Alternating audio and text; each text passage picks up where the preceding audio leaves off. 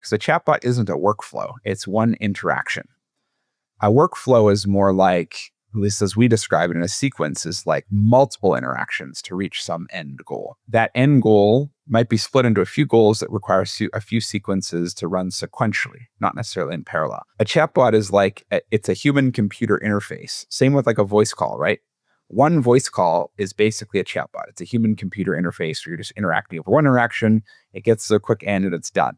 It's not a sort of like multi-interaction, multi-system, independent decision-making based on all kinds of variables. It's more just one interaction.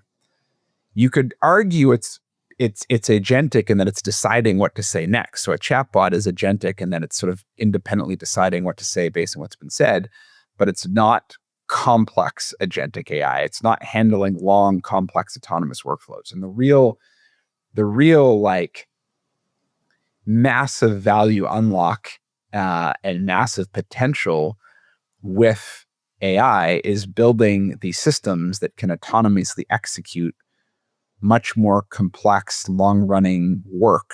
And that's different. Like that's the piece that we do. That's the piece we do well. And that requires a much more sophisticated architecture and cognitive decision engine under the hood to be able to essentially orchestrate the entire thing and make sure it's running accurately. I see. So maybe let's define exactly what it's capable of. Because some people may be hearing it and think, oh, does that mean I can just replace all of my staff and put agentic AI in there? And where do you see the trajectory of agentic AI and what realistically is it capable of? I think about it maybe a little bit differently. Let's think about it in terms of the life cycle of a case. So life cycle of a case starts in our mind, in our definition, at first interaction, right? So someone calls in or they fill out a form or something. That's like the very first touch point. Then you've got some degree of sort of shallow top of funnel intake, like, do we think this person has a case? And then maybe you go deeper and you start qualifying a little bit more. You try to understand more of their situation, what happened to them. And then maybe you sign them on a retainer. And then maybe you start investigating, you start collecting in evidence. And you're getting evidence from maybe different places. Maybe you're getting it from the person directly. In the case of PI, we're going out to providers and getting that. And you're pulling together all this evidence to sort of understand if what this person said is true. And also, maybe any other evidence you can gather around this case that helps build a case for them, which you'll then use to, generate a demand letter potentially and get to a settlement. Or if that doesn't work, then maybe you start going to trial and then you go into, the actual litigation part of it.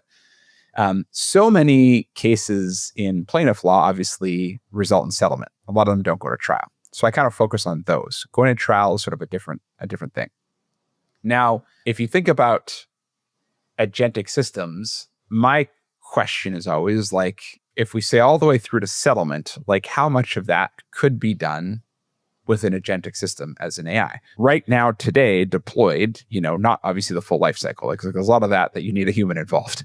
And that makes total sense. The question is like, what's that going to look like in a year? What's that going to look like in 2 years? What's that's going to look like in 3 years? Because software compounds.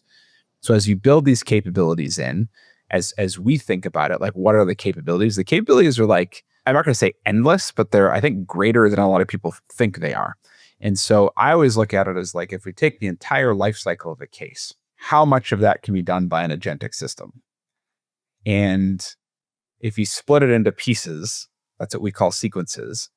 Where can we deploy a sequence and have it run and perform at or above the benchmark of success that was established before when a human team was doing it?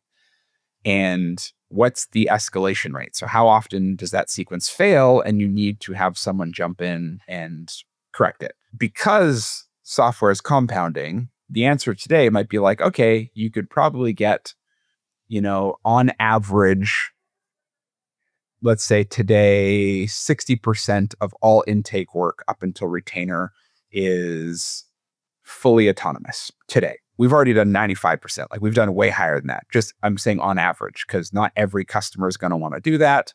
And not every customer, I mean law firm, not every law firm is going to do that, and not every consumer is going to want to go through all the way that automated path.